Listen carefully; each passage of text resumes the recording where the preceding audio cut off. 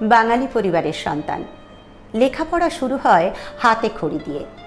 হাতে খড়ি পর্বের শুরুতে বাবা মাকে প্রণাম করে আসনে বসলাম।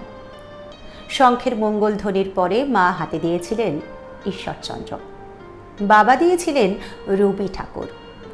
সারাদিন খুব আনন্দে কাটল। সন্ধ্যায় মা আমার নতুন বই নিয়ে বসলেন। বইয়ের ছবি দেখে মাকে বললাম, এনারা কে মা? মা বলেছিল, ইনি ঈশ্বরচন্দ্র আর ইনি রবি ঠাকুর।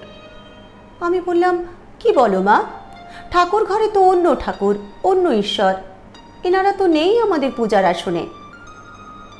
মা নিস্তব্ধের ঘোর কাটিয়ে উত্তর দিল, তুমি বড় হও, আস্তে আস্তে বুঝতে পারবে। যে বছর নবম শ্রেণীতে পড়ি সেবারের সরস্বতী পুজোয় আমার মনে বসন্তের রং লেগেছিল। এর আগে পলাশ ফুল, সরস্বতী পুজো এত ভালো লাগেনি কোনো দিনও। তোমার এই যেন চাহিয়াছি শতরূপে শতবার, কিংবা আমারও পরানো যাহা চায় তুমি তাই, তুমি তাই গো।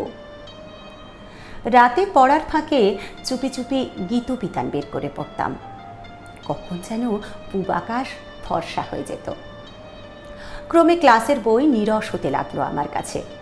বন্ধুবান্ধবের পরিধি ছোট হয়ে গেল।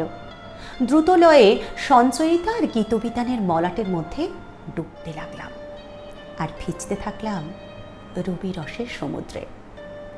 ঈশ্বর প্রেম ভুলে নিজের অজান্তেই কবে যেন আমি ঠাকুর প্রেমিক হয়ে গেছি। এই তো সেদিন বাংলায় পিএইচডি শেষ করেছি। স্কুল, কলেজ, বিশ্ববিদ্যালয় এক একটা গণ্ডি পার করতে করতে রবি ঠাকুর আমার কাছে নিত্য শাশ্বত জীবন্ত ঠাকুর হয়ে উঠেছে। 25শে বৈশাখ কিংবা 22শে শ্রাবণ আমার কাছে আড়ম্বর ছাড়া অন্যরকম মনেই হয় না। কারণ ঠাকুরের তো জন্মদিন, মৃত্যুদিন হয় না। রবি ঠাকুর আছেন সব দিন, সব সময় মানব জীবনে। প্রিয় মানুষটি মান করলে কিংবা কখনো দুঃখ দিলে সব দূরত্ব ঘোচানোর চাবিকাঠি রবি ঠাকুর।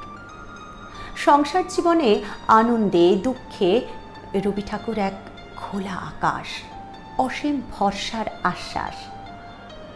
সন্তান বড় হচ্ছে, তার মন রবীন্দ্র প্রবাহে ভাসিয়ে মানব ধর্মে দীক্ষিত করার চেষ্টা করছি।